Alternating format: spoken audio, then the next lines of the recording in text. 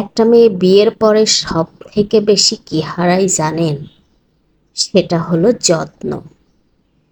কেউ তাকে দুটো ভাত বেড়ে দেবে, সেই যত্ন। কেউ তাকে মন দিয়ে 5টা কথা শুনবে, সেই যত্ন। প্রচণ্ড ক্লান্তিতে কেউ তাকে একটু ছুটি দেবে, সেই যত্ন।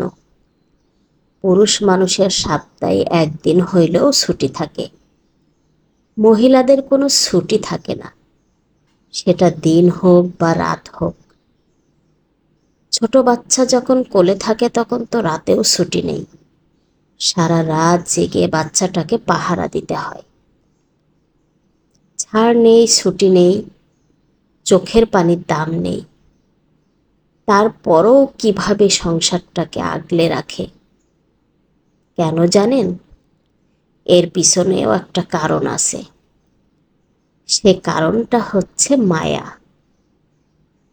এত সব কিছু মেনে নিয়ে সবার জন্য সে মায়া দেখায়, কিন্তু তাকে মায়া দেখানোর মতো কেউ নেই। সেই যত্নটাই সে হারায়। সব কিছু বিসর্জন দিয়ে কত মায়া ত্যাগ করে একটা মেয়ে পরের বাড়ি আসে। সেই যত্ন, বাবার বাড়ির সেই যত্নকে সে পায়? কখনোই পায় না।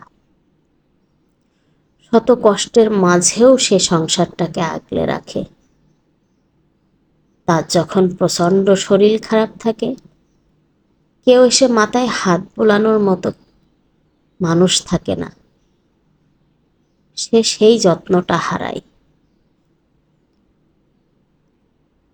বাড়িতে থাকা অবস্থায় একটু শরীর খারাপ হইলেই মা যত্ন করে রান্না করে ভাত পারলে মুখে তুলে খাইয়ে দেয়, মাথায় হাত বুলিয়ে দেয়। মা সন্তানকে বুঝিয়ে দেয়, আমি সব সময় তোমার পাশে আছি, তোমার কোনো ভয় নেই। সেই যত্নগুলো পরের বাড়ি আসলে সে হারাই ফেলে। অনেক সময় এমনও কথা শুনতে হয়, সে ঢং করতেছে, কাজের ভয়ে সে শরীর খারাপের অজুহাত দেখাচ্ছে। কতটা যত্ন হারালে এমন কথা শুনতে হয়।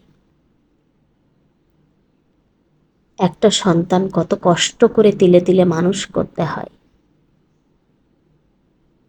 কিন্তু সেই মহাব্বত কি পরের বাড়ি আসলে থাকে? সেই মহাব্বতটা থাকে না।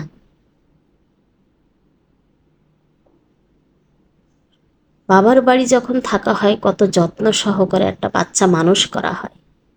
যখন পরের বাড়ি দেয়া হয়, কয়জনের কপাল ভালো থাকে, কয়জনের ভাগ্য ভালো থাকে, অধিকাংশই দেখা যায় তিলে তিলে কষ্ট পায়। সবাই সবার পাশে থাকা উচিত। সবার ঘর থেকে সবার ঘরে মেয়ে দেয়া হয়, পরের বাড়ি দেয়া হয়। সবাই সবার যত্ন নেওয়া উচিত, ভালোবাসা উচিত, আপন করে নেওয়া উচিত। কেন জানি পরকে কেউ কখনো আপন করতে চায় না। একটা মেয়ে ঠিকই সবার আপন করে নেয়, শৈশব জীবনের সব কিছু ছেড়ে এসে শ্বশুর বাড়ির সবাইকে আপন করে নেয়। আপনি কেন পারবেন না? আপনারা কেন পারবেন না? অবশ্যই